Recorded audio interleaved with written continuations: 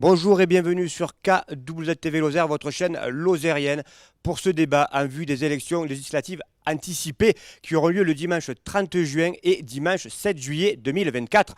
48 millions de Français et 59 352 Lozériens sont appelés aux urnes. À l'issue seront élus les 577 députés qui formeront la nouvelle Assemblée nationale. Pour être complètement transparent et clarifier les choses, KWTV Lozère est un média apolitique avec une totale indépendance depuis 5 ans. Dissolution surprise égale campagne éclair et emploi du temps surchargé pour les 6 candidats qui se présentent à la députation lozérienne. Les 6 candidats ont été invités à ce débat. 4 sont présents pour ce débat, 3 présentiels avec nous et Madame Sophie Pantel qui sera en duplex de Langogne par téléphone. Sans plus attendre, je vais vous présenter les 6 candidats dans l'ordre établi par tirage au sort de la préfecture. Monsieur Luc-Étienne Gousseau pour le Rassemblement national, vous avez 62 ans, vous êtes en Lozère depuis 1984, vous êtes avocat et votre suppléant c'est monsieur Damien Cruez. Monsieur Dia Zidoun, vous vous présentez sans étiquette, vous êtes maraîcher dans les Cévennes, vous avez 59 ans, vous êtes avec votre suppléante madame Zoé Husson. Monsieur Pierre Morel-Alhuissier, d'hiver droite, le député sortant, vous êtes avocat de métier, vous avez 65 ans, vous êtes avec Audrey Malaval comme suppléante. Monsieur Michel Guiral pour le parti Résistons, il a 62 ans, c'est le retraité de la Poste, maire de Saint-Sauveur-de-Peyre. Il est avec comme suppléant monsieur Jean-Claude Thoiron.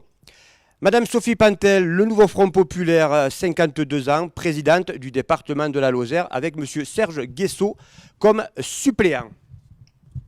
Et pour finir, Madame Annie Souchon, lutte ouvrière, 76 ans, retraitée de la caisse d'allocation familiale de la région parisienne.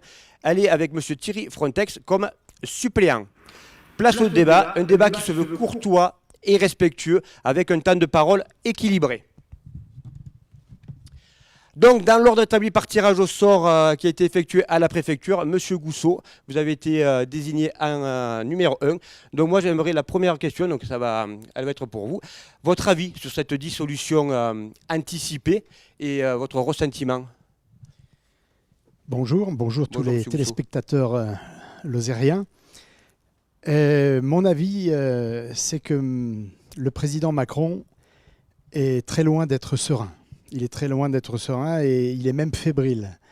Et le soir de cette brutale défaite électorale qu'il n'attendait peut-être pas à ce point, mais là les sondeurs cette fois ne se sont pas trompés. Le score de la liste de Jordan Bardella était tellement haut, au-dessus des 30 en tous les cas, à 31 et quelques, et qu'il a piqué une colère, tout simplement. Et un chef d'État qui est le premier magistrat de France, qui pique une colère publiquement, c'est jamais bon signe. Et derrière cette dissolution, qui est une dissolution certes de l'Assemblée nationale, moi je pressens que ce chef d'État qui a fait souffrir depuis de trop nombreuses années, depuis 7 ans, les Françaises et les Français, ce chef d'État qui perd son sang-froid, veut non seulement dissoudre l'Assemblée nationale, mais veut quasiment dissoudre son peuple. Il dit: vous avez mal voté, les enfants. On va revoter. Cette fois, vous allez bien voter et mieux voter. Donc un gros caprice. Un caprice parce que c'est quelqu'un qui a du mal à maîtriser. Et là, il l'a prouvé. Ses nerfs. Mais le problème, c'est qu'il joue avec des institutions. Et les institutions de la Ve République, c'est un bien commun. Chèrement acquis.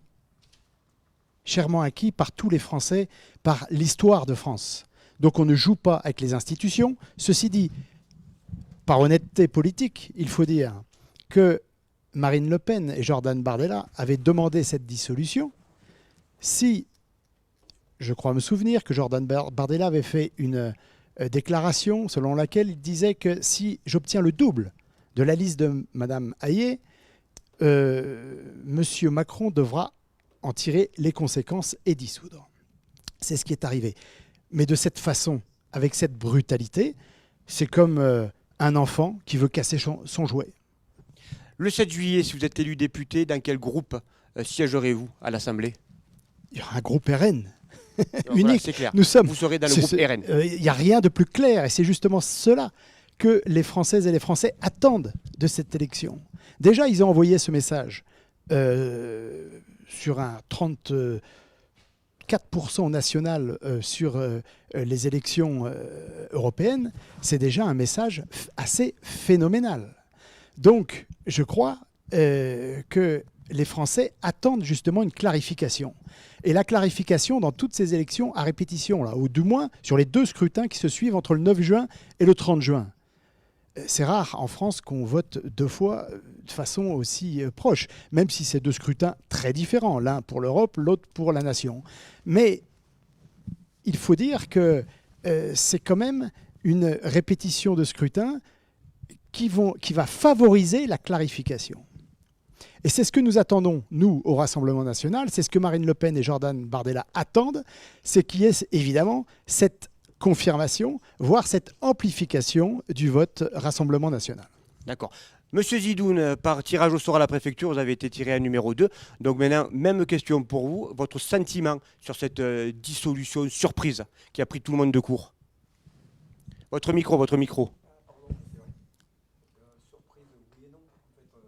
Tenez bien votre micro. Voilà. Surprise, oui ou non, on s'attend à tout de la part du grand timonier. Et quelque part, je pense que là-dessus, c'est peut-être le seul point où il y aura consensus entre les candidats. C'est que bon, Macron a joué, Macron a perdu. Et voilà, les dés sont jetés.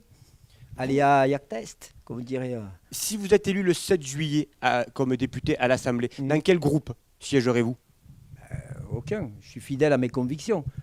Je veux dire, je vais être un minimum cohérent. Et si jamais j'étais élu, je ne vais pas pour autant m'affilier ou me rattacher à tel parti ou tel mouvement. Je pense que dans notre pays, il faut arriver en 2024 à concevoir que des individus puissent penser hors champ idéologique préétabli par des lignes politiques de partis ou autres, quoi. Donc vous resterez indépendant? Oui, tout à fait. Après, par contre, je proposerai qu'à l'Assemblée, il y ait un emplacement prévu pour les gens indépendants, parce que ce n'est pas le cas. Quand on regarde le plan préfectoral et les attendus du ministère de l'Intérieur, quant aux nuances des candidats, il n'y a pas de choix. Ou vous êtes divers gauche ou divers droite, il faut absolument être dans une nuance politique. Moi, je pense qu'à un moment donné, il faut se poser la question est-ce que c'est possible d'avoir une pensée libre hors des carcans idéologiques, en fait, parce qu'il s'agit de carcans idéologiques. Hein.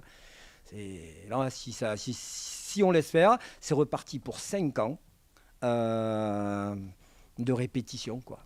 D'accord. Monsieur Morella-Lucier, vous, si vous êtes élu le 7 juillet 2024, vous êtes le député sortant à l'Assemblée nationale, vous siégerez dans quel groupe? Et votre sentiment sur cette dissolution surprise? D'abord, le président de la République a exercé un article 12 qui est dans la Constitution. C'est sa compétence. Il a peut-être tenu compte d'une crise sociale, d'une crise dans la société difficile, d'un malaise. Peut-être qu'il a cru que revenir devant des électeurs, ça ferait une clarification. Le problème, c'est que ça peut être très certainement exacerber un rejet sur une politique qui a été menée sur plusieurs années, depuis 7 ans. Il faudra qu'il en tienne compte. Je suis de ceux qui considèrent que la Ve République est encore stable. Je ne suis pas comme LFI ou comme le Front Populaire ou comme MPA qui veut créer une 6e République. Il a peut-être également tenu compte des propos, des vindictes, des agressions verbales permanentes avec les élus du LFI qui n'ont pas cessé pendant 2 ans, d'invectiver, et comme dit la présidente de l'Assemblée nationale, l'ex-présidente, qui ont bordélisé l'Assemblée nationale, et tout un chacun a été très étonné de ce qu'on pouvait entendre en injures et en agression vis-à-vis des parlementaires. Donc peut-être ça a pesé. Pour ce qui est du groupe parlementaire, comme je l'ai fait il y a 2 ans, on est dans une évolution.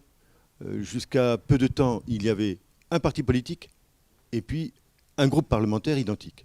Aujourd'hui, il y a des groupes parlementaires qui sont thématisés, et le groupe Léot auquel j'ai appartenu était un groupe protéiforme avec plusieurs orientations politiques.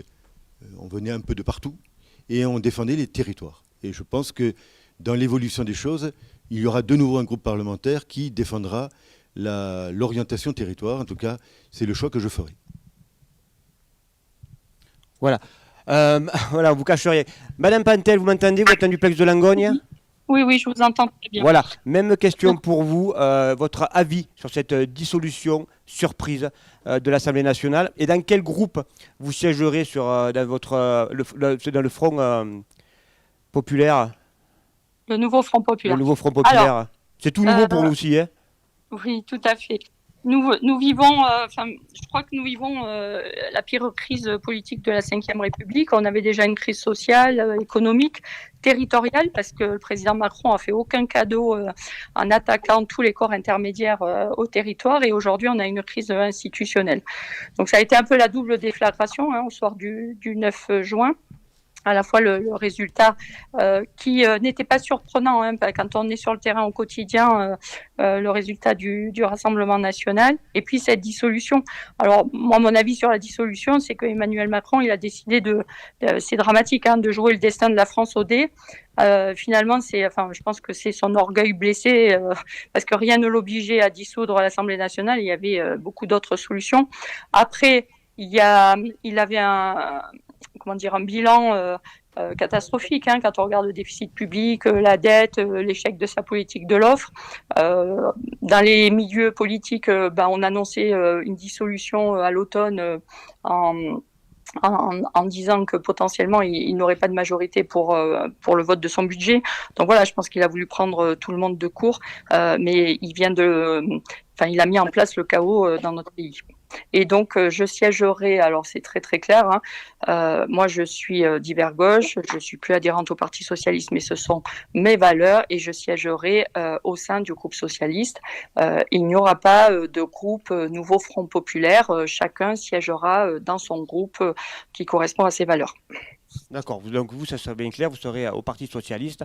Vous êtes élu le 7 juillet 2024 comme député de la Lozère.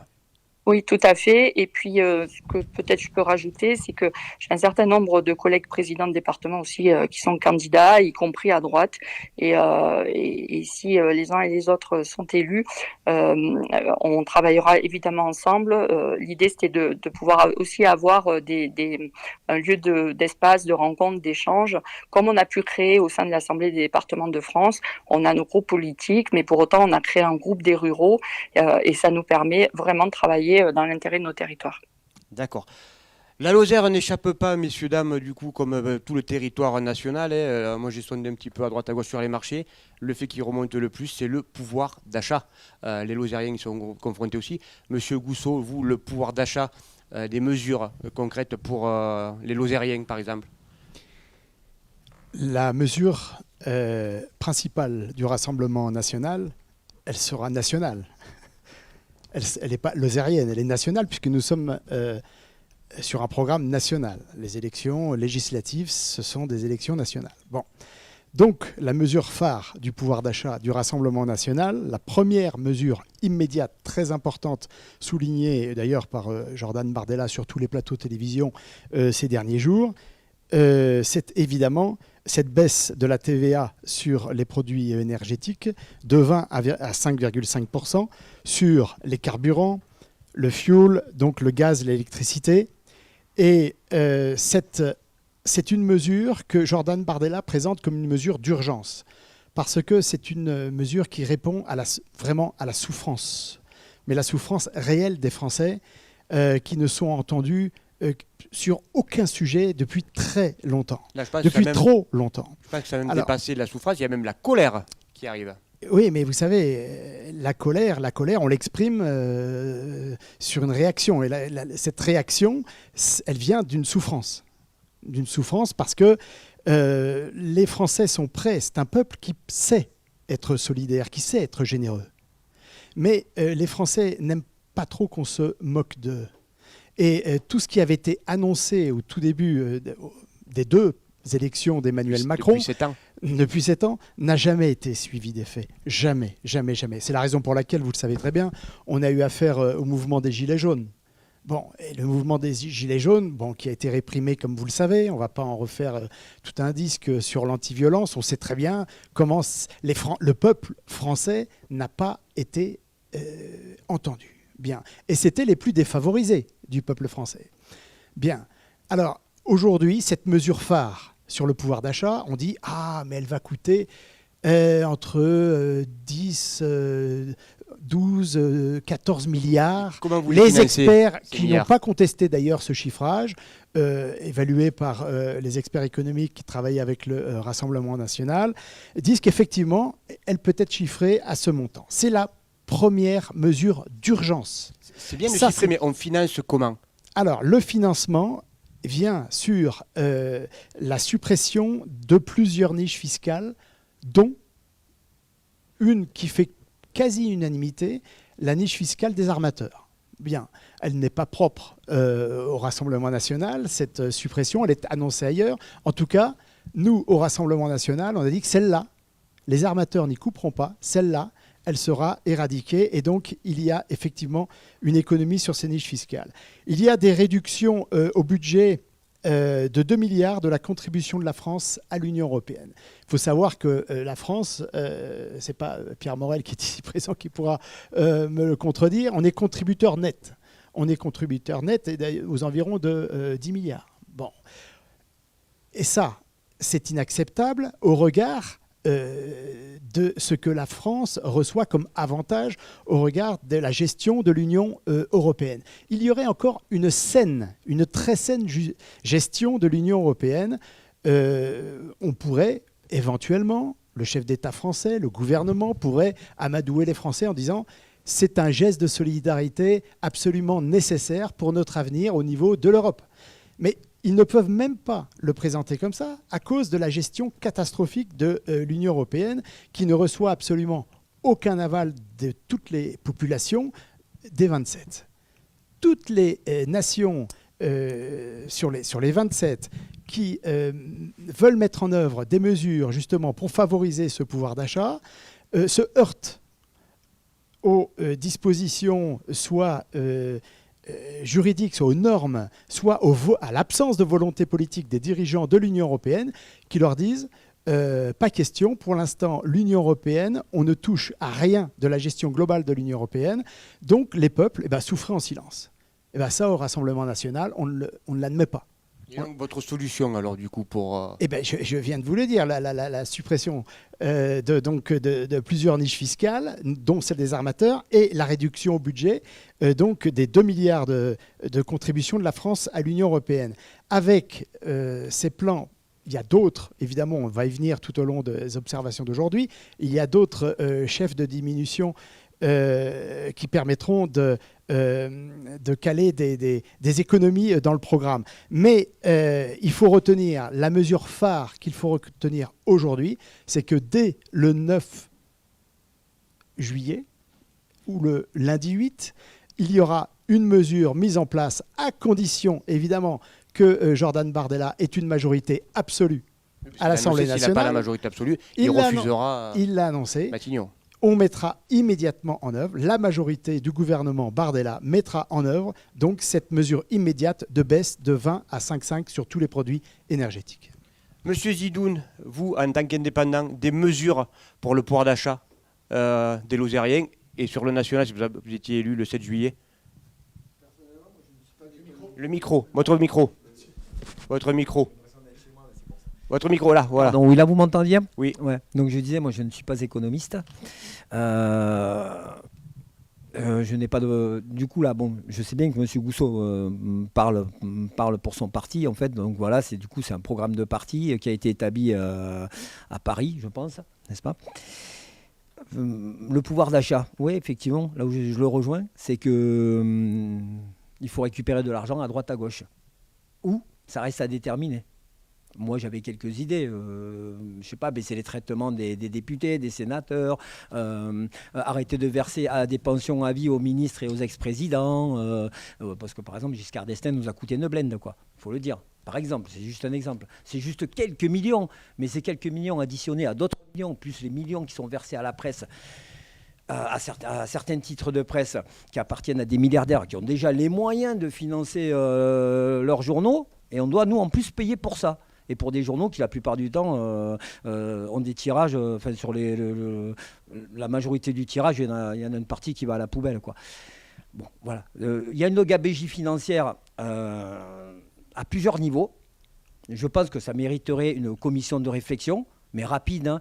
Pas endormir les Français encore une fois et puis remettre au calende éternellement ce qui pourrait se faire rapidement. Donc effectivement, je suis d'accord avec M. Gousseau, enfin en tout cas avec le programme que son parti lui a demandé de nous transmettre.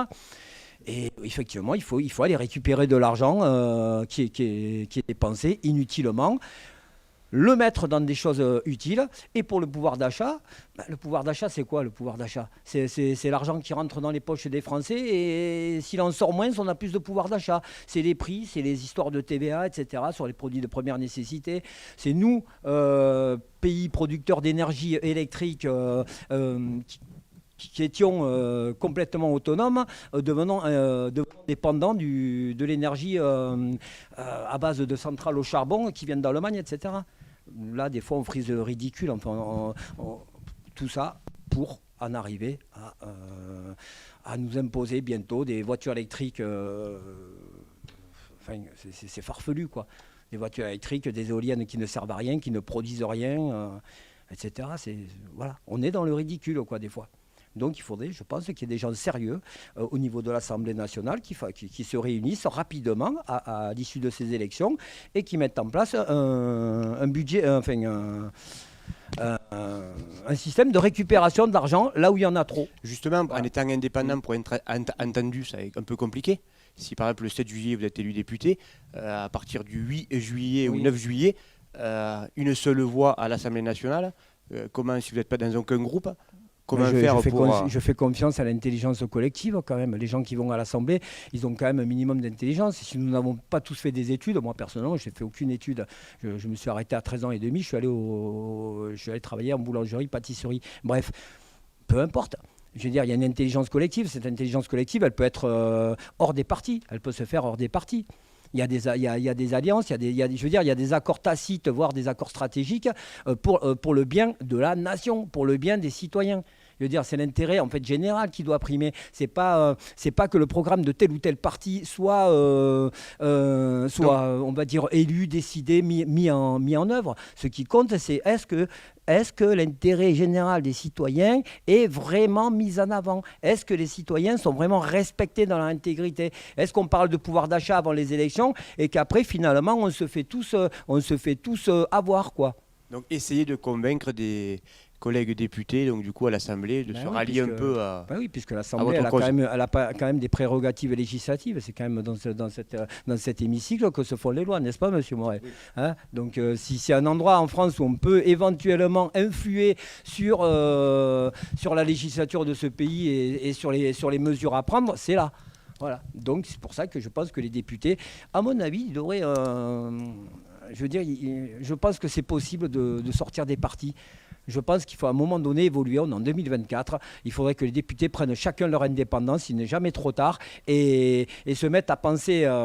je sais que c'est une pensée complexe quelque part, hein, de se dire que bon, voilà, on n'a pas de socle idéologique, quoi. Voilà. On n'a pas un narratif qui nous est imposé par le haut de la hiérarchie du parti, quoi. Voilà. Monsieur Morel, que vous en pensez, vous, du coup, donc le pouvoir d'achat, et puis des députés indépendants, sortir des partis Bon, d'abord, moi, je ne vais pas vendre du rêve. Je n'ai jamais fait en 22 ans, je ne vais pas commencer. Je ne crois pas du tout aux programmes qui sont présentés. Les partis politiques aujourd'hui sont obligés d'écrire en catastrophe des mesures. Et encore faut-il avoir une majorité absolue, 289 députés. Il faut convaincre Et comme aucun groupe n'aura une majorité absolue, on l'a déjà vécu, la majorité relative, composite de 3 Vous groupes. pensez qu'il n'y aura aucune majorité? Dans les projections actuelles, il sera très difficile d'arriver à 289. Et qui dit 289 dirait plutôt 292 ou 93, puisqu'il peut y avoir toujours quelques-uns qui ne veulent pas suivre les diktats partisans. Donc je ne vois pas en l'état actuel des choses un parti politique, un groupe parlementaire qui ait une majorité absolue. Donc tous les programmes qui sont développés aujourd'hui me conviennent pas et je n'y crois pas. Par contre, depuis longtemps, on plaide, on le dit, on le redit, on ne le fait pas. Il y a 2 orientations. Un, les allocations sociales. À un moment donné, il y a beaucoup d'argent qui est distribué. Et derrière ça, il n'y a aucune obligation. Donc là, on le dit, mais il faut le faire. Des droits et des devoirs. Des droits et des devoirs. La population française critique ça depuis longtemps. Le différentiel insuffisant entre les allocations et le travail. Et certains s'installent dans les allocations. Soyons clairs là-dessus. C'est pas faire offense aux uns et aux autres. Au moins donner un peu de temps de travail à la société, à la nation, et vous serez peut-être récompensé. Bon, première chose. Moi, ensuite, je crois beaucoup à l'allègement des charges. C'est un cercle vertueux. On allège les charges au niveau des entrepreneurs, des artisans, des commerçants. Ça crée de l'emploi. Et donc, la ressource financière, on l'a. L'un s'accompagne. Et là, on peut augmenter le SMIC, parce que dire comme le LFI ou comme NPA ou comme le Front de gauche dit aujourd'hui, Front populaire, on s'y perd dans les termes, on va mettre le SMIC à 1600. Il y en a même qui disent à 2000 euros. Mais le chef d'entreprise dit, mais quand je paye, comment je paye ça ? Petit chef d'entreprise. Et comment il fait ? Il faut l'aider. Il y avait une mesure qui avait été faite par la droite à l'époque, c'est les heures supplémentaires, défiscalisées et déchargées. Pas de charge. On les a ça a été supprimé, on les a remises. Mais on les a limitées, on les a plafonnées. Allons de là. Celui qui veut bosser, mais laissons-le bosser. Celui qui veut faire au-delà de 40 heures, 42 heures, 48 heures, et pourquoi il ne le ferait pas ? Laissons faire. La liberté du travail. Liberté totale, allègement des charges. Et à ce moment-là, on sort d'un carcan et on laisse un peu l'initiative privée. Combien de commerçants, d'artisans me disent on ne recrute pas une personne parce que ça nous coûte vulgairement une douille. Voilà la problématique. Il faut libérer ça. Trop de charges. On a des postes de cuisiniers, on a des postes de carrossiers, on a des postes de garagistes, on a des postes de mécaniciens. On en cherche partout de la main-d'œuvre. Et on ne prend pas la main-d'œuvre, plâtrier, carreleur. On ne prend pas de la main-d'œuvre parce que les charges sont trop élevées. Baissons. On va créer de l'emploi et on va relancer la machine. Madame Pantel, vous m'entendez en duplex de Langogne ? Oui, je vous entends très bien. Donc, même question. Voilà, même question. Le pouvoir d'achat qui remonte aussi en Lozère comme en national.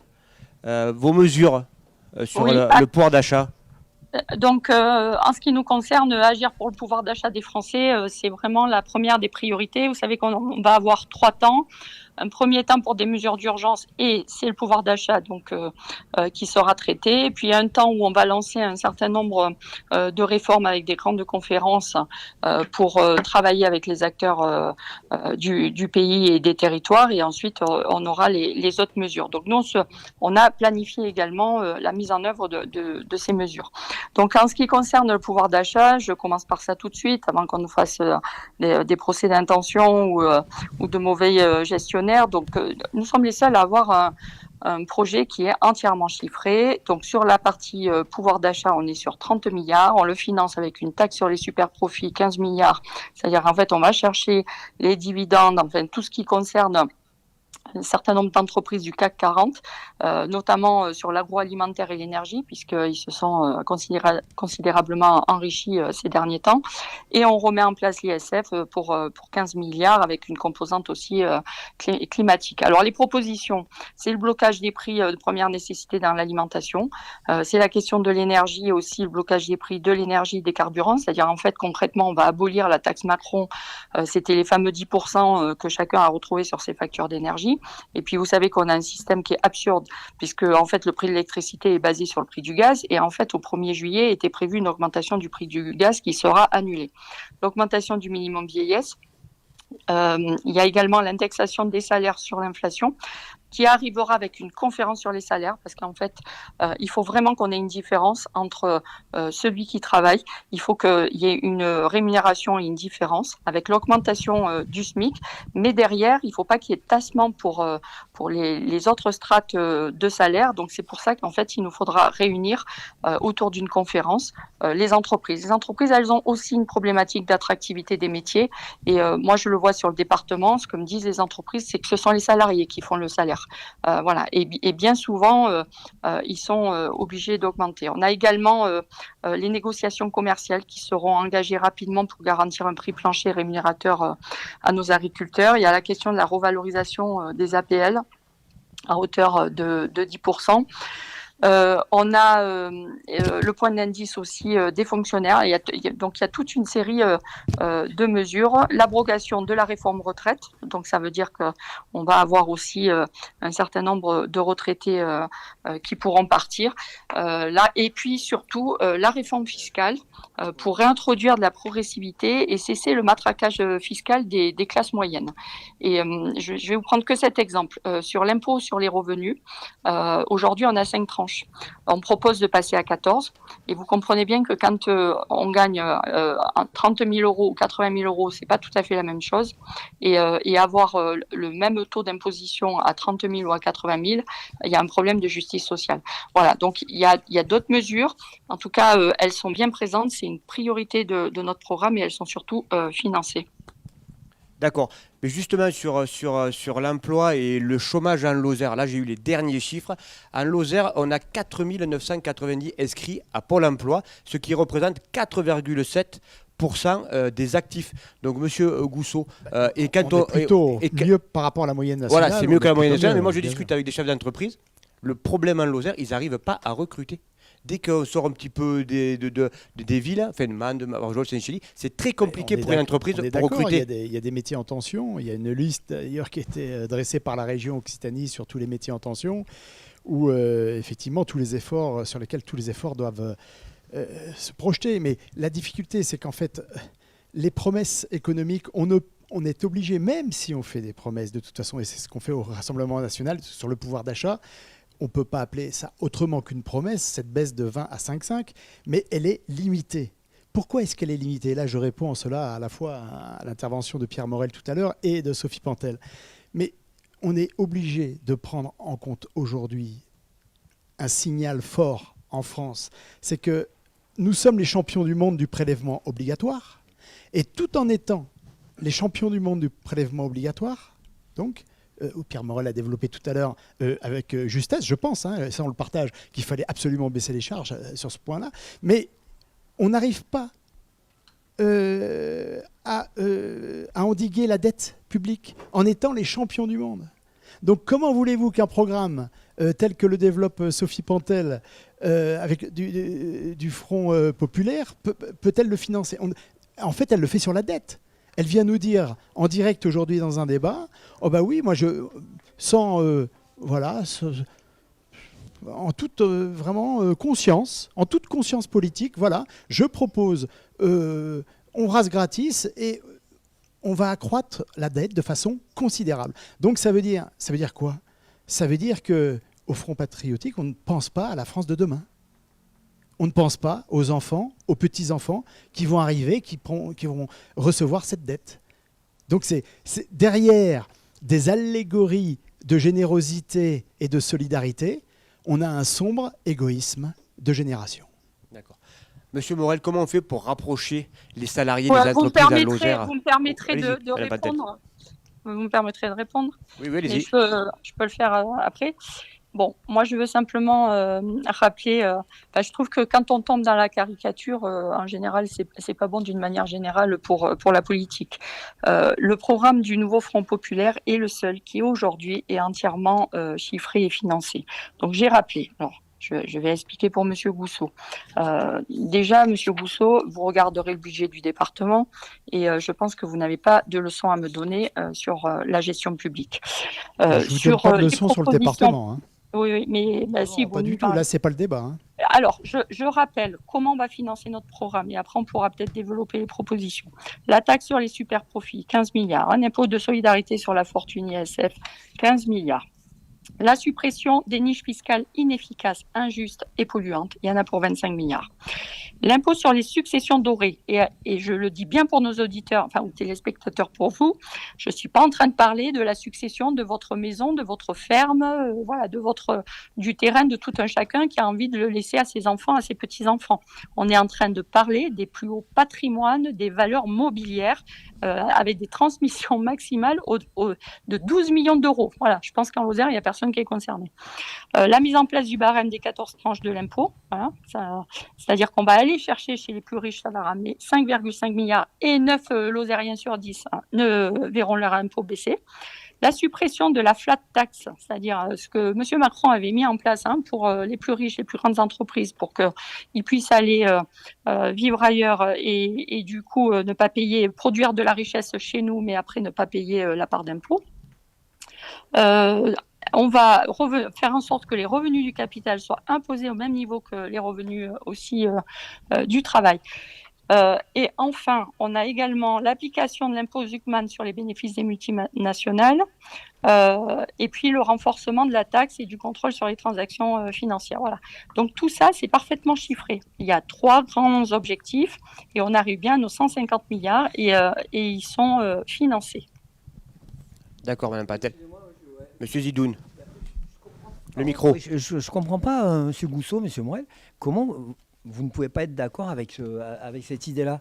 C'est pas du rêve, ça. Enfin, je sais pas, moi, personnellement, je suis pas du tout adhérent du nouveau Front populaire ou autre, mais avec un peu de bon sens, franchement, humainement, des propositions comme ça, plutôt que d'aller, excusez-moi, M. Morel, hein, mais là, on est dans au niveau des pauvres, on est dans du poncif, donc on va encore aller taper sur les pauvres qui touchent quelques subsides. C'est rien, c'est des sommes misérables quoi, que touchent les pauvres qui sont aux allocations dont vous parliez tout à l'heure.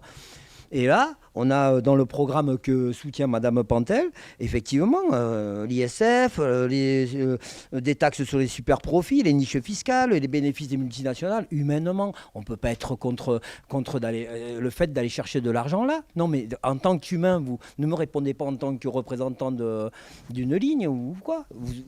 On ne peut être que d'accord avec ça. Mais ce que Sophie Pantel dit, le Parti socialiste le dit depuis 20 ans. Et ça n'a pas été fait. Oui, mais le Parti socialiste, c'est du blabla, M. Morel. Elle nous a dit, c'est vous qui le dites, c'est du blabla. Elle nous a dit, en introduction, dans les projections, on verra dans les projections, que dès le lendemain des élections, elle serait dans un groupe indépendant, groupe socialiste. Bon. Donc, cette coalition électorale qui a tripatouillé la carte électorale, comme en 2022, elle le refait en 2024, ils sont d'accord aujourd'hui. Ils se partagent les circonscriptions. Glucksmann en voulait plus. Donc il a fallu vite lui donner un peu plus. Le lendemain du scrutin, il y aura 4 groupes indépendants. Écolo, communistes, socialistes et LFI. Comment fera-t-elle pour convaincre, à partir d'une projection de 30, 35, 40 députés socialistes ou apparentés, alors qu'il faut 289 pour faire une majorité? Encore une fois, tout ça c'est pipeau. Et toutes ces mesures qui sont proposées, on les connaît. Mais sur le plan humain, est-ce que vous êtes d'accord avec ce genre de mesures? Oui, mais on n'est pas dans le rêve. Bah, si, et puis il faut faire attention. Dès qu'on touche à des niches fiscales, c'est tout un dispositif qui est mis en cause. Et ceux qui profitent de ces niches fiscales vont peut-être réagir contre l'économie française. Donc tout ça, c'est très compliqué. Ce qu'il faudrait faire, et qui avait été commencé par Jean-François Copé à l'époque, c'était un audit de la dépense publique. Où passe l'argent? Où part tout le fric? Il y a une formule. Où va le pognon? Où passe l'argent? Voilà, où va le pognon? Il y a une formule célèbre. Et il y a une gabegie dans ce pays. On n'ose pas toucher un certain nombre de choses. Et tout ça, il y a vraiment des points d'accroche où il faudrait faire un nettoyage. Il y a des commissions de partout. On sait bien qu'on est hyper administré. Il y a une réorganisation de l'administration qui n'a jamais été faite depuis 1945. Qui veut y toucher? Personne ne veut y toucher. C'est ça. Gros mammouth qui a dégraissé, c'est ce que vous oui, voulez dire. Mais malgré toutes vos on n'a alliances, jamais eu autant de fonctionnaires. Malgré toutes vos Ils sont alliances mal à utilisés. l'Assemblée, vous n'avez jamais pu insister sur ces points? Mais non, parce malgré des alliances entre l'UDI, entre le Parti républicain, entre, alors le MoDem un peu à part, entre le Parti radical, entre Renaissance, tout ça, ça a été créé il y a 7 ans. Personne que... C'était les députés clics. On appuyait sur Donc Internet. si on vous écoute bien, ça veut dire que les majorités qui se sont succédées, n'ont pas pris les mesures ou relatives, Oui. n'ont jamais pu prendre ces mesures. On n'a pas pris les mesures qu'il fallait. Donc ça veut Et dire... aujourd'hui, la souffrance et la réaction populaire, c'est ça. Mais on peut Ce se qui dire veut les donc choses. bien dire que les Non, mouvements politiques attendez. qui étaient en place n'étaient Oui. pas les bons. Non mais Excusez-moi, d'accord, on peut toujours, Monsieur Morel. on peut toujours. Monsieur Morel. Là, on a essayé. Les gens Oui. nous disent. Je vous laisse la Oui. parole. Les gens nous disent, on a essayé la droite, on a essayé la gauche, on n'est pas satisfait. On va essayer peut-être quelque chose d'autre. Oui. Alors on va voir. Mais attention, quand vous serez en responsabilité, si vous l'êtes un jour, il ne faudra pas trahir la réalité de ce que vous avez déclaré. Et là, je vous attends. Et oui, c'est ce que M. Macron a exactement dit, et c'est pour ça qu'il a dissous aussi vite. C'est pour dire, ah ben maintenant, on va s'amuser, on va les voir. Donc là, ça vous rapproche parfaitement de la mentalité de M. Macron. C'est la raison pour laquelle vous avez été Macron compatible très longtemps. Mais non, mais monsieur Bon, Monsieur Gousseau, Morel, moi je vous pose la question, et à vous aussi, Monsieur Gousseau. Est-ce que vous ne trouvez pas que c'est indécent? Moi, personnellement, je suis dans le réel. Hein. Je vais vendre mes produits au marché, mes quelques salades, mes confitures, mes sachets de tisane, etc. Et moi, les échos que j'ai des gens avec qui je discute, des Lozériens, des Lozériennes avec qui je discute, comme par exemple vous avez à l'Assemblée nationale décidé d'augmenter le traitement des députés de je ne sais plus oui, quelques ce que vous voulez dire, centaines ça d'euros, passe etc. mal sur le marché. Mais Non, c'est évident que ça met la colère et dans encore la plus population. indécent, celui des sénateurs C'est qui sont évident. déjà vautrés dans la luxure. Mais Excusez-moi. C'est évident, mais Euh, l'organisation de la cité, ça demande Elle est où la cohérence? ça demande quand même un peu d'effort politique, l'organisation de la Mais c'est cité. qui doit faire ces Donc, efforts un effort politiques? collectif. Ouais, mais qui doit Parce faire que, l'effort collectif? non, mais Le j'entends peuple tout. d'en bas? Monsieur Et- Jazidoun, Non, mais j'entends excusez-moi. tout votre discours, mais qui finalement est assez individualiste. Non, pas Parce du que tout. Vous voulez vendre du rêve individuel, humain, mais c'est individuel.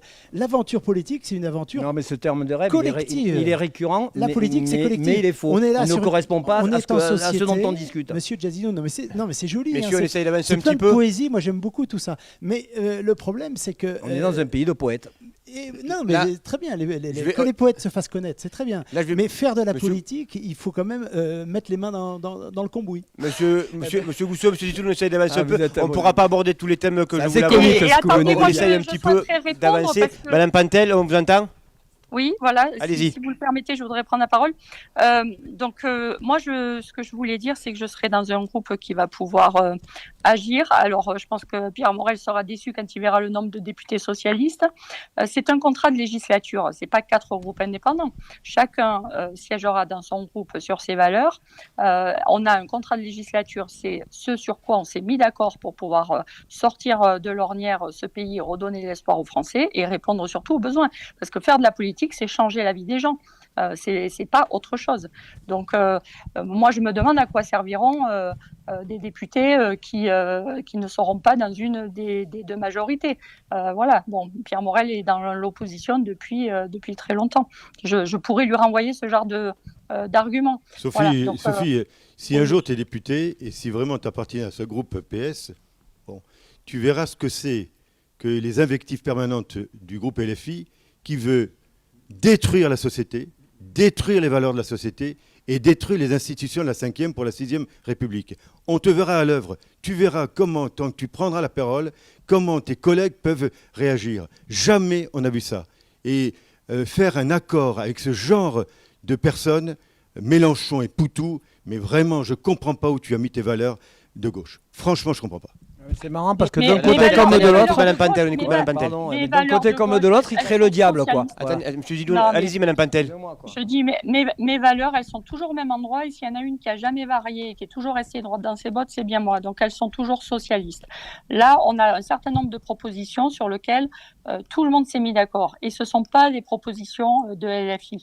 Et moi, j'ai toujours condamné à chaque fois toute attaque, agression, invective, etc.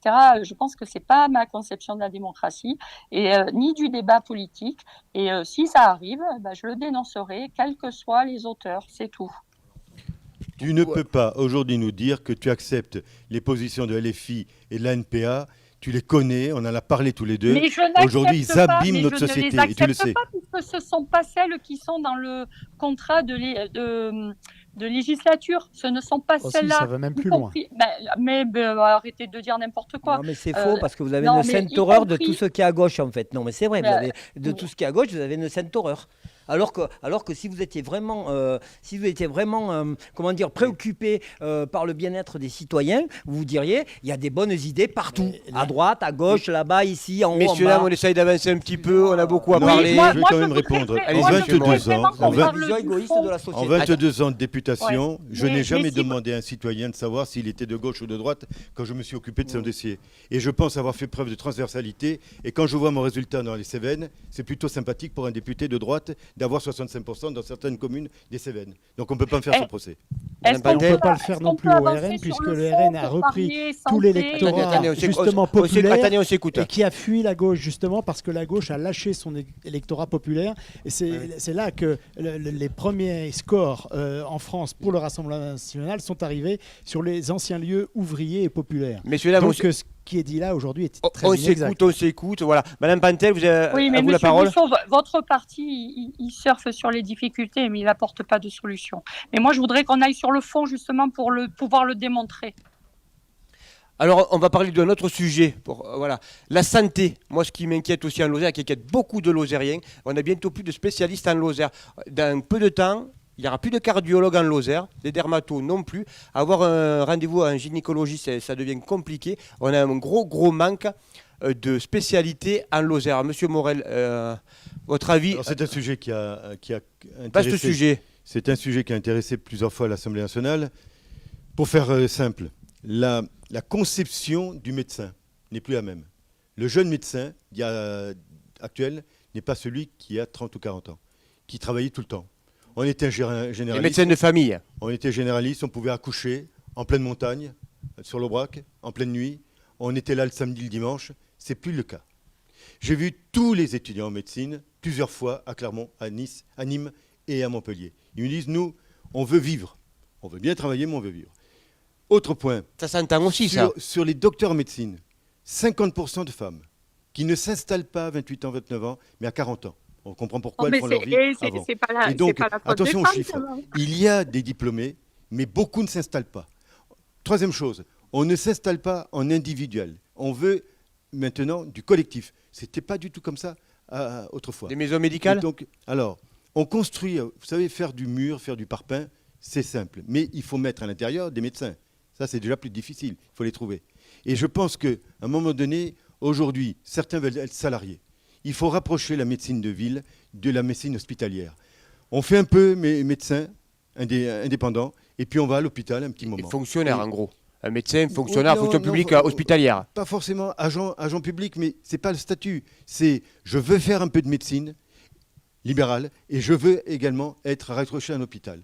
Beaucoup de jeunes étudiants me disent venir en Lozère, avoir toutes les pathologies et ne pas être accompagné. Je voudrais un hôpital assez proche. Donc c'est toute une réorganisation. C'est pour ça que c'est compliqué. On est intervenu 4 ou 5 fois à l'Assemblée nationale.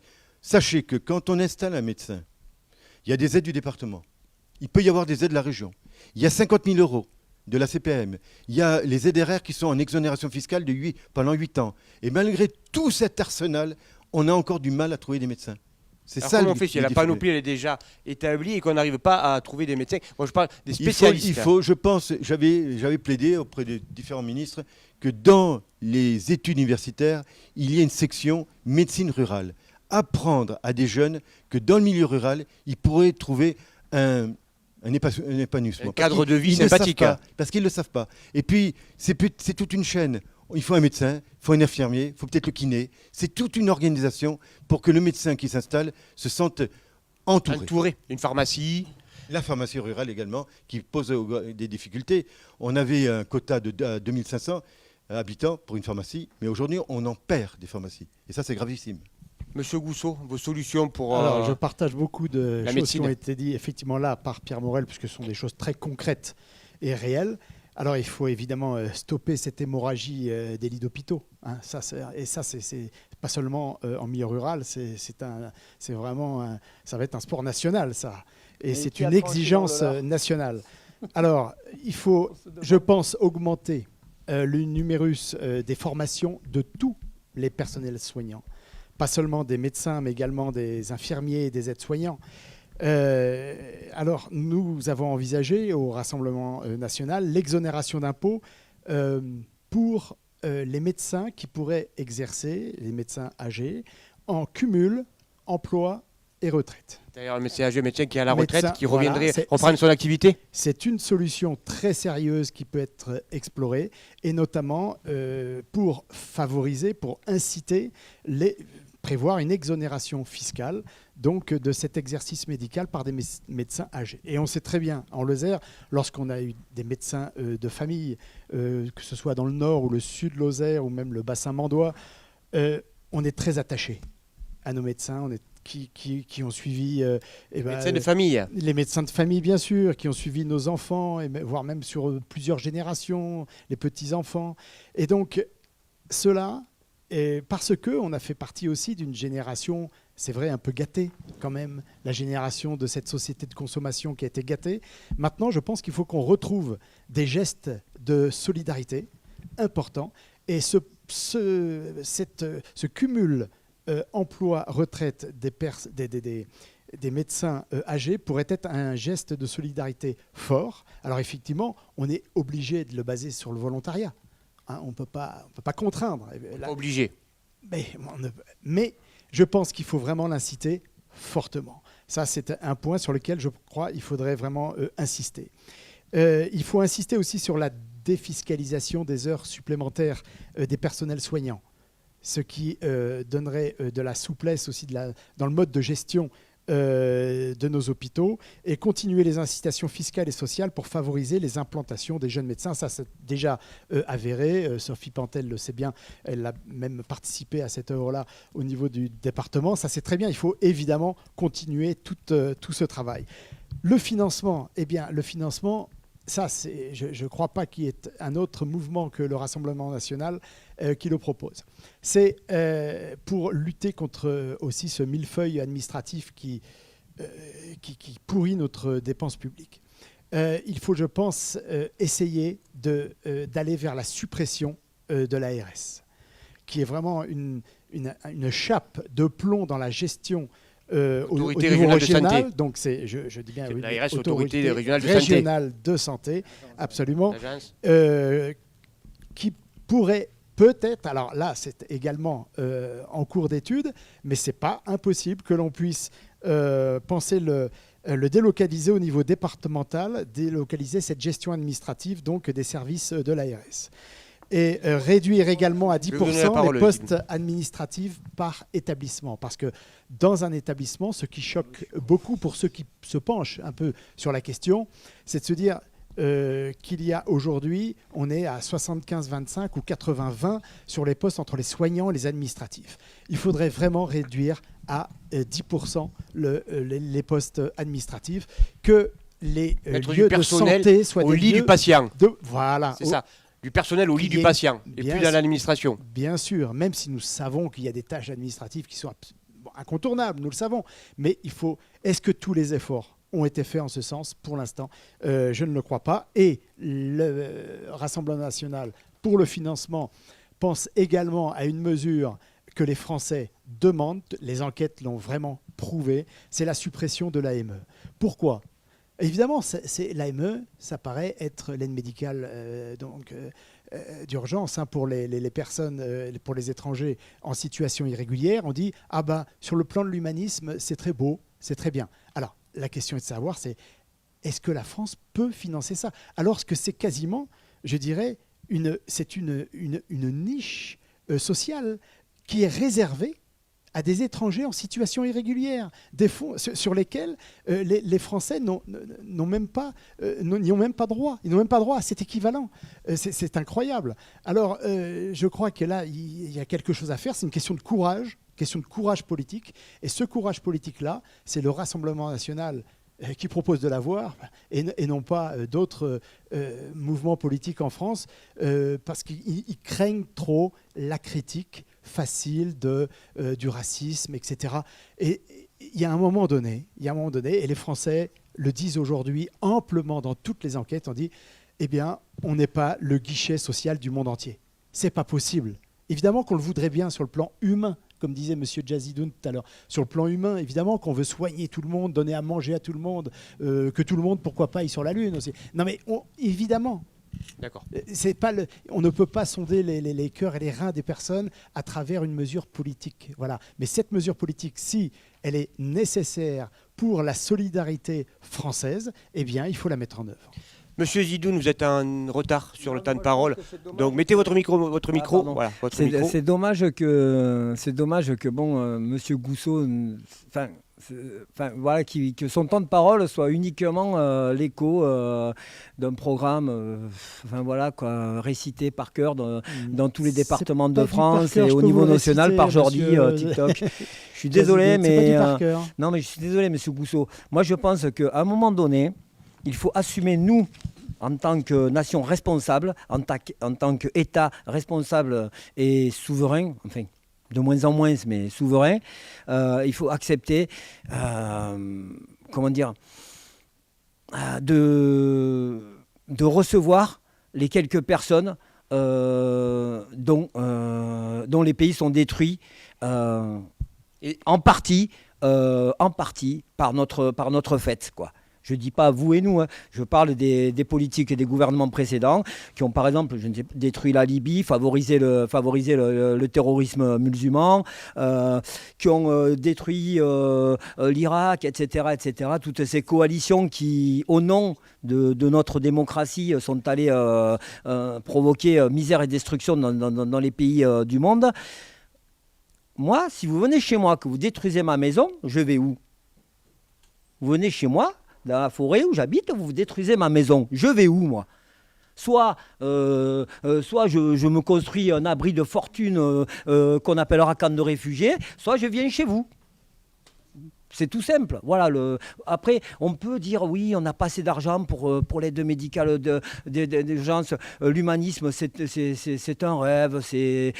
Vous vendez du rêve, etc. Je connais ces poncifs. Non, mais je connais ces poncifs. C'est une réalité pour les proches. Non, la réalité, il y a une tradition humaniste dans notre pays, et pas que dans notre pays, il y a une tradition humaniste chez une partie de l'humanité. De plus, vous généralisez parce que vous parlez des Français qui sont contre. Certains Français sont contre ceci, certains Français sont contre cela, mais il faut arrêter de généraliser par le fait d'une enquête réalisée par on ne sait quel organisme, financé par on ne sait qui, établit que les Français sont pour la suppression de l'AME. Moi, je ne suis pas pour recevoir tous les réfugiés, tous les misérables, tous les miséreux de ce monde. Le pays est trop petit, c'est évident. Même la Lozère est trop petite, on ne peut pas recevoir tous les bourruches de toute la France, c'est pas possible. Mais à un moment donné, il faut se poser la question simple de où est-ce qu'on met nos valeurs d'humanité, nos valeurs humanistes, voilà. Est-ce que nous, en tant que nation, plutôt que de regarder faire, est-ce que les gouvernements successifs n'auraient pas pu tout simplement exiger, en tant que nation responsable et ayant quand même un petit peu de poids, la simple application, par exemple, du droit international humanitaire dans tous les conflits? Je vous dis ça parce que je suis moi-même formateur dans ce secteur-là, du droit international humanitaire, et j'avoue que quand je regarde les informations, dans n'importe quel pays en guerre, je me dis plutôt que de vendre des armes, on ferait mieux dans les instances internationales d'ouvrir notre gueule pour dire stop là les gars, ça suffit. Attendez, monsieur Zidoun, parce qu'on a dévié, on est parti de l'AME, vous avez rebondi sur ça. Oui. Vos solutions pour la santé en Lozère pour des spécialistes. J'allais y venir. Voilà. Moi, je ne vais pas discuter. Un peu plus d'une heure qu'on a commencé pour avoir des cardiologues, faire venir des cardiologues, des dermatos, des gynécologues, des spécialistes, et après je poserai la même question. Moi, je ne vais pas discuter sur les moyens. Voilà. Apparemment, il y a des gens qui ont bien réfléchi aux moyens de faire venir, de favoriser l'installation, voire la formation, etc., de professionnels, de personnel compétent.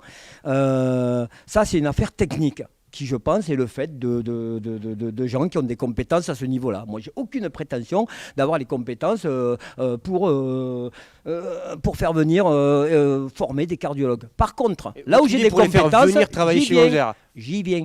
Par contre, là, ce qu'on oublie, on parle de santé, mais la santé, là, on parle de soigner les malades et des moyens pour soigner des malades. Mais est-ce qu'on peut aussi se poser la question en amont de est-ce qu'on ne pourrait pas aussi développer, favoriser les moyens d'avoir une société où il y a moins de malades. De la prévention. La santé, ça s'appelle la prévention. Et la prévention, elle passe par l'alimentation en grande partie.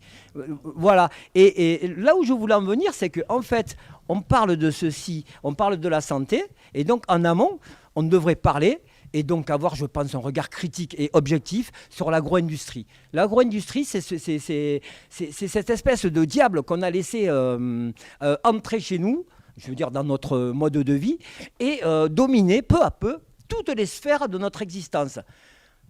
Un tiers des espèces d'oiseaux, d'insectes ont disparu du fait de l'agro-industrie. C'est grave, c'est très grave. On parlait des générations futures, mais les générations futures, c'est pas qu'une dette qui finalement, si on frappe monnaie comme les États-Unis d'Amérique, une dette, c'est du vent. Mais les insectes et les oiseaux, c'est pas du vent. Quand il n'y a plus d'insectes et plus d'oiseaux, quand l'écosystème il est menacé parce que la disparition d'une seule espèce, Les abeilles, les vers de terre. la disparition d'une seule espèce a un impact sur tout le vivant. Moi, je pense qu'en amont, il faut se poser la question de la santé. Voilà. Qu'est-ce qu'on mange? Qu'est-ce qu'on met dans nos assiettes? Je sais qu'au niveau territorial, il y a le plan alimentaire territorial qui a été mis en place, etc. Je sais, il y a eu des réunions, j'ai assisté à certaines, tout ça. Je sais que peu à peu, ça se développe, qu'on fait appel à des petits producteurs, des petits maraîchers. Mais c'est là où je veux en venir. La santé Je vous laisse la parole, a vous êtes un en lien retard- vous êtes direct. en retard La sur le temps de santé parole. a un lien direct avec l'agriculture paysanne qu'on doit favoriser et développer sur notre territoire et au-delà de la Lozère dans le pays. Quand je parle d'agriculture paysanne, c'est une agriculture respectueuse de l'environnement et des humains. C'est-à-dire que les gens qui font ce métier-là, bon, vous parliez de santé, moi j'ai mal au dos personnellement. Et les ostéopathes, c'est difficile d'en trouver sans faire des kilomètres en voiture. Et quand vous revenez de l'ostéopathe en voiture, vous avez mal au dos parce que finalement, il n'aurait pas fallu vous déplacer. Vous voyez ce que je veux dire? Ça a été contre-productif du coup de se Ben, déplacer. quelque part, oui et non. Oui, parce que quelque part, oui. On c'est ne un peut pas peu- avoir un ostéopathe au Ben, pile c'est poil comme à sortir de courir la avec maison. une jambe cassée un peu. Quoi. Enfin, voilà, Donc pour en revenir un petit peu à nos moutons, Mm. demain il n'y a plus de cardiologue en Lozère. Vous faites comment? Comment vous faites pour essayer de décider des cardiologues, des jeunes cardiologues qui sortent de formation, à leur dire venez vous installer en Lozère, en cardiologie? En essayant de mettre en place des conditions matérielles, des conditions technologiques avec du matériel, bien Un évidemment. plateau technique. Hein? Il faut qu'il ait son plateau technique. Par exemple, et puis pour que ça soit attractif, faut que ça soit quelqu'un qui aime la montagne, qui supporte qu'au mois de juin il fasse 20 degrés, etc. Quoi. Quelqu'un qui puisse aimer la Lozère, qui accepte qu'on puisse se déplacer lentement parce qu'on a des routes qui sont très belles et qu'il faut absolument, enfin, il faut conserver notre département tel qu'il est, quoi. Je veux dire, on a le plus beau département de France. À un moment donné, il faut dire stop, gardons-le comme il est. C'est pas vrai, Ça, je monsieur le partage Morel? avec vous, Ouais, c'est vrai. ça. On Bon. le partage tous. On a le Sur plus la beau santé, département de oui, France, ça c'est vrai. Bah oui, ça c'est Ça, vrai. c'est Les autres, vrai. ils peuvent s'accrocher derrière. Et ce que je veux dire, donc sur la santé, en amont, Du préventif. la santé a un lien direct avec l'agriculture paysanne. Avec pourquoi on est une espèce en fait, on est une espèce qui mangeons quand même 3 fois par jour, 4 pour les gamins avec le goûter. Qu'est-ce qu'on met dans les assiettes? Est-ce que les pauvres doivent manger de la merde et les gens qui ont les moyens ou qui ont un jardin peuvent se nourrir correctement? Vous voyez, plus, Il y a plus- des liens entre tout. plus on s'y prend en amont, c'est-à-dire déjà dans l'éducation à l'alimentation et dans la possibilité pour les familles de se nourrir correctement, donc en ayant des prix quand même assez attractifs, tout en rémunérant de la manière la plus correcte les agriculteurs, parce que je suis désolé, quand vous êtes paysan, quand vous vendez un pot de confiture, un pot de crème de marron, moi quand je vends un pot de crème de marron 6 € sur le marché, je ne gagne pas 6 €. J'ai le pot, j'ai le couvercle, j'ai l'atelier de transformation Il vous reste 2 que je €. paye, etc. Hein? Il vous reste 2 € dans la poche. Même pas. Parce que et mon temps de travail, il vaut rien. Hein, c'est ça le truc. Parce Donc- que ramasser les châtaignes une par une, les trier, les sécher, les passer à la machine à éplucher, puis les retrier derrière, et puis les passer à la raffineuse, et puis etc. Ah, on a le cours sur la confiture de châtaigne. Non, mais c'est sans fin, je suis désolé. La châtaigne, c'est un truc de fou. Voilà. En plus, vous avez mal au dos à la fin. Ah mais voilà. Voilà. Non, mais, Madame voilà. Pantel. Ça, c'est un moment du débat très réjouissant, Voilà. parce qu'il y a Madame, beaucoup de choses qu'on juste, peut on va donner partager. la parole à Madame Pantel. Si demain, Pardon, Madame Pantel, Pantel. on n'a Ouais, plus mais de cardiologue, alors, de dermatologue et d'autres spécialistes, vous faites comment? On fait comment? Alors, ce que je voulais dire, c'est que quand même la confiture de châtaigne, c'est la meilleure. Hein. Voilà. En plus. Mais maintenant, je vais vous répondre. Alors, nous, ce que nous proposons, c'est de faire une grande loi santé pour un accès aux soins pour tous. Alors, plusieurs éléments. D'abord, je pense qu'il faut sanctuariser les ressources de la sécurité sociale dans le budget de l'État, parce que cette sécurité sociale, tout le monde nous l'envie. C'est l'héritage du Conseil national de la résistance. Donc, il faut partir de là. Après, moi, je crois que sur les territoires, et je reviendrai après plus localement, sur les territoires, si on veut réorganiser l'accès aux soins, il faut partir de l'hôpital public. Et quand on dit qu'il faut, pour nous, on dit qu'il faut lancer un grand sauvetage de l'hôpital public, ça veut dire qu'il faut qu'on revoie la manière, toute la tarification. Vous savez qu'on a une très grosse partie qui est une tarification à l'acte. Et si on prend le cas d'un département à 78 000 habitants, forcément, il faut le même plateau, que vous ayez 20 000 personnes qui y viennent ou 150 000, à un moment donné, pour les soins, ça veut dire le même niveau d'investissement. Donc, il faut aussi revoir cette question du fonctionnement. Il y a la question de la rémunération des soignants, parce que tout le monde les a applaudis quand c'était le Covid. Et puis là, maintenant, ça y est, hop, c'est terminé. Et puis, c'est l'attractivité de ces métiers. Donc, il faut aussi peut-être penser de manière différente l'organisation du temps de travail, des emplois du temps, etc. Il y a la réforme de la santé mentale. La réforme de la santé mentale, je suis présidente du conseil de surveillance de François Tosquelles. Je peux vous dire que ce qui devait nous tomber dessus, et c'est pour ça que finalement cette élection va peut-être permettre en fait d'avoir d'autres propositions, mettait en grande difficulté notre hôpital de santé mentale et aurait conduit potentiellement à encore des suppressions de lits et peut-être des suppressions de postes. Donc il faut là aussi sur ce type d'hôpitaux, il faut qu'on puisse retravailler le financement du fonctionnement. Il y a un troisième point, nous on propose la création d'un pôle public du médicament. C'est-à-dire qu'il faut retrouver de la souveraineté. Là aussi, je vous renvoie à ce qu'on a vécu pendant le Covid, ou ce que vivent encore un certain nombre de nos concitoyens de Lozériens qui ont du mal sur du diabète, sur un certain nombre de pathologies à trouver, où ils ont des temps d'attente pour obtenir leurs médicaments. Donc là-dessus, reprenons la main et retrouvons une souveraineté en créant ce pôle public du médicament.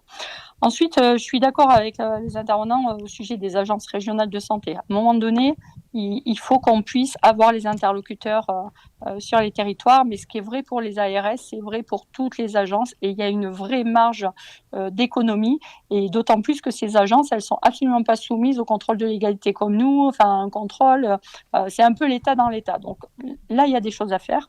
J'en viens à la question des médecins, puisque c'était votre point de départ, les médecins généralistes ou médecins spécialistes dans ce qu'on appelle communément les déserts médicaux. Le département de la Lozère, mais comme la plupart des collectivités, on a mis en place un certain nombre de dispositifs, Pierre l'a rappelé, des bourses, je pense qu'il était déjà dans l'Assemblée quand on a commencé à y travailler. Au fur et à mesure, on a adapté nos différents dispositifs en fonction de ce que décidait l'ARS. Depuis une douzaine d'années, ça nous a permis d'installer une trentaine de médecins, de les accompagner, mais pour autant, ça reste la galère. Ça reste la galère parce que d'abord, les médecins, ça reste une profession libérale aujourd'hui qui décide de leur choix d'installation. La pratique, ça a été aussi déjà dit, et je partage, a complètement évolué, c'est-à-dire qu'ils sont plus dans une pratique collective et donc ils ne veulent pas être isolés, et ils ont aussi besoin en fait de pouvoir mixer un temps généraliste, un temps salarié, de pouvoir aussi venir dans les CHU, de garder le lien aussi pour rester, j'allais dire dans le bain et d'avoir connaissance de toutes les dernières nouveautés. Donc on voit qu'il faut de la souplesse. Nous, on avait créé un comité départemental de démographie médicale justement pour pouvoir offrir des postes un peu mixtes, essayer de trouver des solutions, y compris des solutions pour les conjoints. Voilà, c'est vraiment une prise en charge globale. Mais ce système-là, malgré tous les efforts des uns et des autres, aujourd'hui, enfin moi je le constate, on est au bout. C'est-à-dire que on va rentrer dans le dur, dans les 10 années les plus difficiles, parce qu'à un moment donné, on n'a pas suffisamment ouvert le numerus clausus, et même si ça a été fait depuis, il faut le temps de former les médecins. Et donc c'est pour cette raison en fait que nous proposons de réguler l'installation des médecins dans les déserts médicaux. Tout comme les pharmacies, aujourd'hui vous n'ouvrez pas une pharmacie où vous voulez.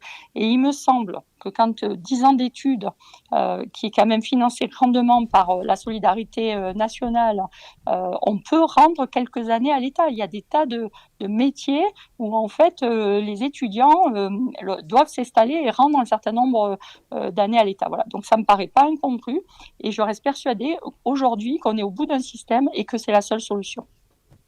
Merci, Et Madame puis, Pastel. et puis, et puis Allez-y. juste, voilà, je ne vais pas y revenir, mais je partage totalement ce qu'a dit M. Zidoum sur la prévention. Vous voyez, hier après-midi, j'étais à l'enterrement d'un de nos agents qui est mort très jeune, voilà, parce que ça n'a pas été dépisté dans les temps. Voilà, et ce lien entre prévention, ce qu'on mange, c'est pour ça que le département avait lancé le programme alimentaire territorial, voilà, et évidemment l'agriculture, tout ça c'est tout à fait vrai, et je partage. Voilà, vous êtes Oui. 3 candidats avec à peu près le même nombre de temps de parole. Monsieur Morel, vous êtes un peu en retard, donc je vais vous donner la parole. Une réaction. Les mesures de régulation que propose Sophie, ça a été abordé 10 fois à l'Assemblée nationale. Des pays étrangers ont mis des mesures coercitives, ça ne marche pas. Tout le milieu médical dit atteinte à la liberté d'installation. Et donc il y a une restriction immédiate en disant si vous faites ça, on ne viendra pas, on bloquera. Donc il faut faire attention à ça. Les mesures coercitives, ils ont essayé au Canada, ça ne fonctionne pas et ce n'est pas du tout dans l'esprit du dispositif français. Concernant M. Gousseau, il a lancé une idée que j'avais déjà reprise. On aide les médecins à s'installer, et notamment les jeunes.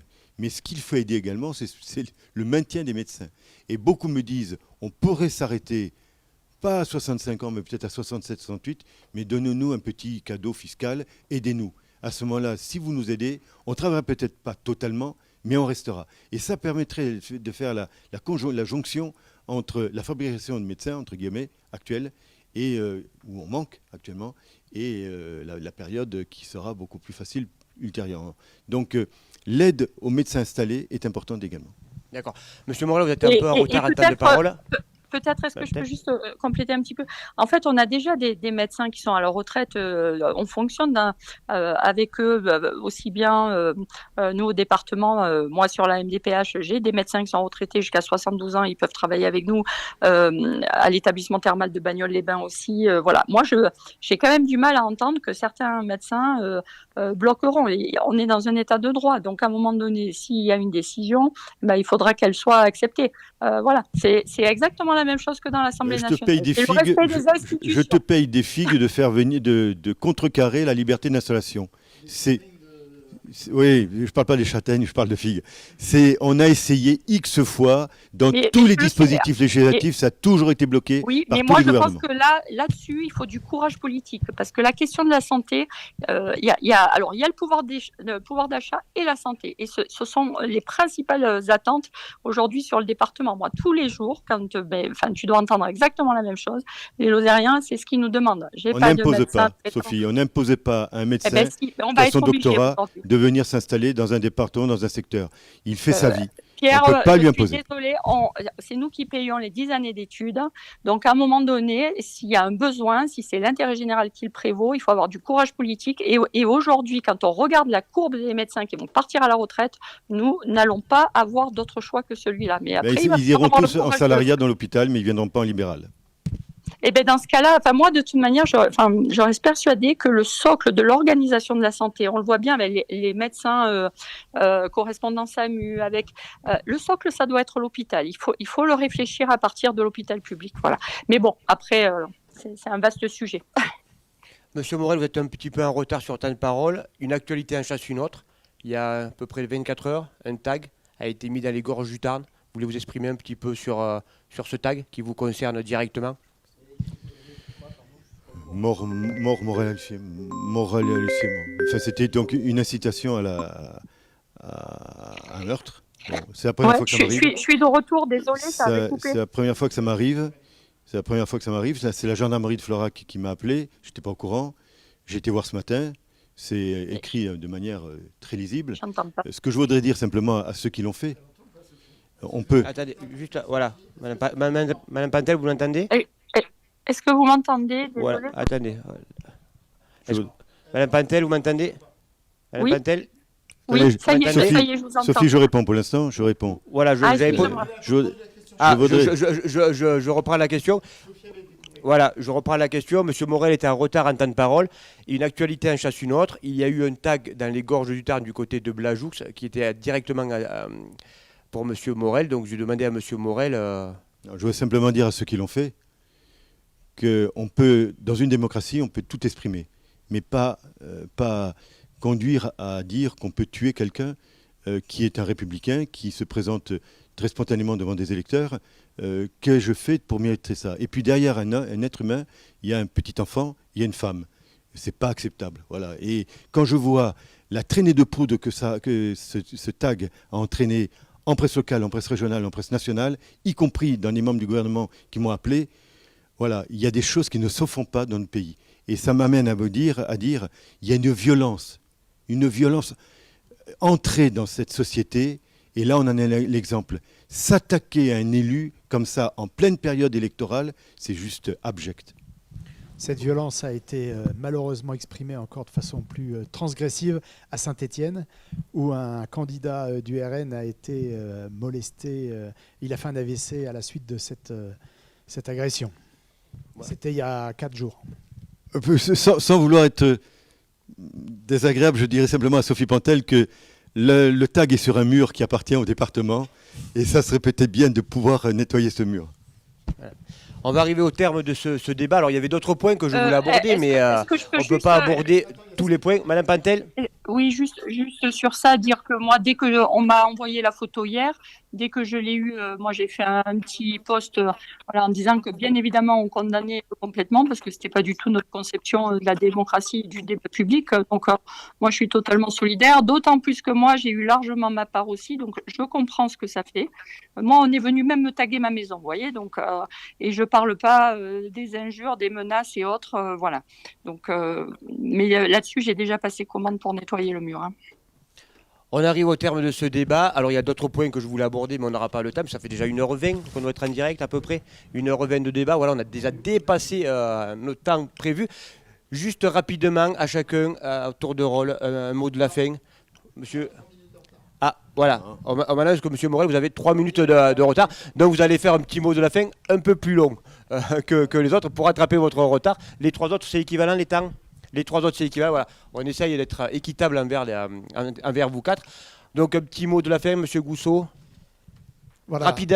Rapide. Il y a 3 blocs principaux dans ces élections nationales. Je rappelle que les élections législatives sont une élection...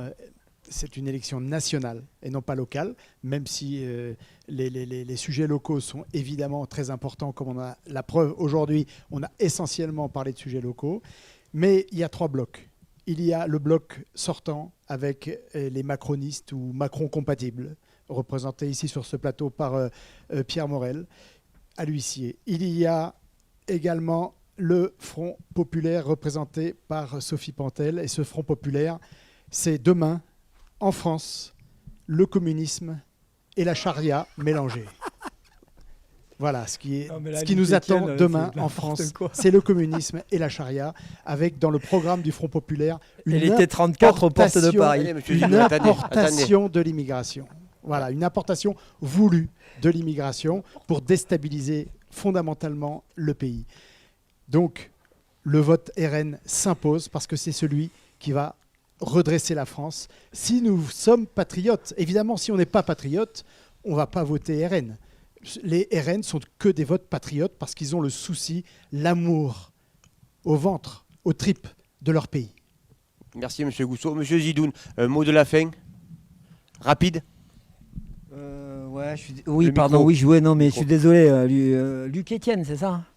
Luc Etienne, monsieur Luc Etienne Gousseau. Ouais, vous pouvez m'appeler il n'y a pas de problème. Et donc Luc Etienne, mais là je suis désolé, mais vous y croyez sincèrement?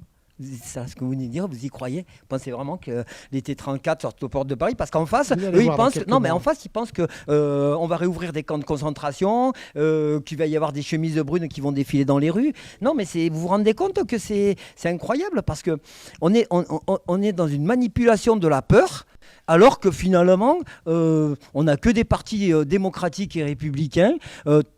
européistes en plus, convaincus, maastrichtiens pour la plupart. Que j'aimerais vivre dans vos rêves et dans Non, mais votre c'est pays, pas, monsieur c'est pas des rêves. Jazz. Regardez mes mains, c'est J'aimerais- pas des rêves ce que je fais. C'est pas du rêve ce que je fais, c'est de la Pour mes réalité. enfants, Quoi. mes petits-enfants, je préfère votre monde imaginaire au monde que je vis aujourd'hui. Ben oui, mais le monde qu'on vit aujourd'hui, il est le résultat d'années et d'années de gouvernance totalement inefficace, quoi. Totalement. En fait. Pour dire simple, c'est ce qu'on discute sur les marchés avec les collègues. Voilà. C'est les mecs, dès qu'ils sont élus en haut, ils s'en foutent plein les poches. Voilà, ils s'en mettent plein les poches. On dirait qu'il n'y a que ça, que leur leitmotiv, c'est amasser le plus possible de pognon sur le dos du petit peuple. Et à chaque élection, les mêmes promesses reviennent. Les mêmes diables sont sortis de leur Ça de peut leur arriver, boîte ça. de leur boîte. D'un côté, vous, c'est le diable rouge. De l'autre côté, c'est le diable, je ne sais pas de quelle couleur est le Front National dans l'imaginaire des gens qui Bleu, blanc, pensent. rouge. Voilà, non, je suis désolé, bleu, blanc, rouge, c'est autre chose, quoi. Bleu, blanc, rouge, c'est la nation. Et la nation, elle n'est ni à droite ni à gauche. Je suis désolé. Pour Monsieur vous. Zidoun, Je votre suis mot de la d'accord fin. là-dessus. Mon mot de la fin, eh ben moi je vais dire ouais, mais voilà, la caméra elle est mal placée parce que quand je regarde l'écran, je regarde là. Ouais, mais je suis trompé. Allez, parce votre que mot je de la disais- fin. Non, le mot de la fin, c'est en fait, moi je veux dire aux gens, aux Lozériens et aux Lozériennes, votez pour moi. Vous ne trouverez pas mon bulletin de vote et mon communiqué de campagne, ce qu'on appelle une profession de foi, dans votre boîte aux lettres, parce que j'ai personnellement pas les moyens financiers et techniques de faire imprimer des milliers et des milliers et des milliers de papiers qui vont finir à la poubelle ou dans les cheminées, sans être lus la plupart. Donc moi je dis aux Lozériens et aux Lozériennes, votez pour moi parce que moi j'ai la Lozère à cœur, hein, comme M. Morel. Voilà, moi je suis ancré ici dans ce territoire, du nord au sud en plus, parce que quand j'étais petit j'allais chez les sœurs à Serverette. Mon frère est mort à Saint-Alban il y a 2 ans suite à un accident à l'hôpital psychiatrique. Donc je connais bien la Lozère, c'est mon pays, quoi. Voilà. Et c'est vraiment, je suis français, mais je suis d'abord lozérien. Voilà. Et donc je dis aux gens, votez pour moi. Et je n'ai pas les compétences d'un technocrate, je n'ai pas les compétences réelles d'un politicien, mais tout est à faire en fait d'intelligence collective et de mise en commun des compétences. Voilà, moi j'ai des compétences sur certains sujets, sur certains secteurs de la vie, parmi les plus importants, puisque l'agriculture paysanne, ça me connaît. Et donc voilà. Je vous encourage à voter pour moi et vous pouvez même écrire de votre main sur un bout de papier le nom, mon nom et mon prénom sur papier libre. C'est autorisé par le code électoral. Madame Pantel, toujours en duplex de Langogne, le mot de la fin. Et vous faites pas parler Pierre Morel? À la fin, il manque 3 minutes de temps. Ah, d'accord. Voilà, il lui manque 3 minutes. Il aura l'honneur Bon, de moi, la ce que je voulais d'abord dire aux auditeurs, c'est que les décisions qui sont prises à Paris, elles ont un lien direct avec le territoire et avec notre vie au quotidien. Donc, on ne peut pas simplement dire on a parlé local et national. Après, Maître Gousseau avait bien commencé, hein, et puis on bascule finalement dans la caricature. C'est le vernis qui craque, hein, dès qu'on gratte un peu.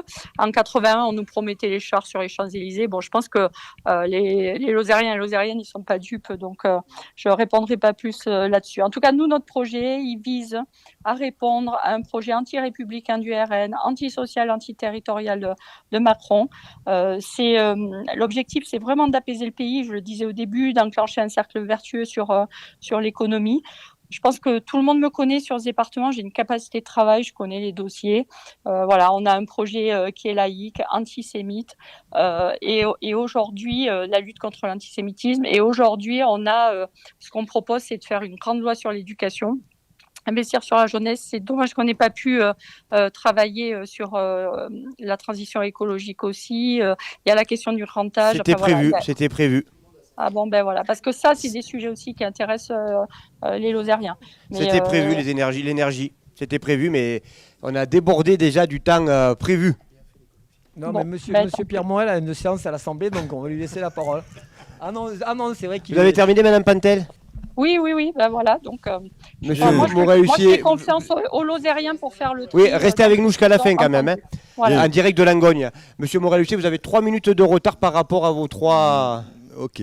Écoutez, de tous les candidats qui se présentent aujourd'hui, celui qui a eu une expérience du travail légistique à l'Assemblée nationale, il n'y a que moi.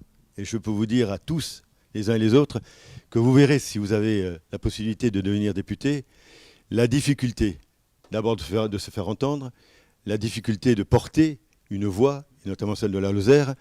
Et attention, et je le dis à tout un chacun, de vous ne pas trop vous enfermer dans des conceptions partisanes. Vous ne pouvez pas être d'accord avec toutes les orientations d'un parti. Il vous faut à un moment donné vous sortir également de ça, parce qu'il faut que vous puissiez exprimer la réalité de ce que vous êtes aussi. C'est pour ça que, contrairement à ce que vous dites, Monsieur Gousseau, je n'ai jamais été macro-compatible. Jamais. J'ai été dans un groupe protéiforme de plusieurs familles et j'ai voté des textes en liberté totale et j'ai refusé de voter des textes en liberté totale. Je n'ai jamais accepté dans ma vie parlementaire un diktat. Même sur un sujet que vous connaissez, quand il s'est agi de créer l'acte d'avocat, je n'ai pas voulu voter l'acte d'avocat, et pourtant je suis issu de cette profession. Donc, vous n'avez pas voté une motion de censure. Ce que je veux dire là, c'est que quand on est parlementaire, en tout cas dans la conception républicaine qu'est la mienne, dans le respect de ce qu'on m'a inculqué et des relations que j'ai eues avec Jacques Blanc, qui a été un parlementaire important dans ce département, dans l'amitié que j'ai avec Jean-Paul Potier, ancien président du conseil départemental, conseil général. Voilà ma filiation, elle n'a jamais varié. J'ai toujours été quelqu'un de droite et du centre, avec simplement ce petit plus, l'indépendance. Liberté de vote à chaque fois, sans tenir compte des contingences partisanes. Vous verrez dans votre mouvement, ça va être compliqué. Sophie verra également dans la coalition dans laquelle elle s'est accrochée, les difficultés d'accepter ce que certains veulent. Liberté de choix, et je dis aux citoyens, faites-moi confiance, il y a de l'affectif, il y a de l'amour pour ce département et il y a de l'indépendance. C'est mon choix et je continuerai dans cette voie-là. Merci messieurs, dames, merci monsieur Gousseau, monsieur Zidoul, merci monsieur Pierre Morella-Lucier, merci madame Pantel en duplex de Langogne. Oui, merci à vous de tous. nous avoir de donner de votre temps. Merci à tous, merci à vous de nous avoir suivis. N'hésitez pas à partager, liker, aimer, mettre des commentaires. Nous vous donnons rendez-vous le jeudi 27 juin 2024 pour parler agriculture avec les candidats face au JA 48. Bons après-midi à tous et à bientôt. Au revoir. Au revoir.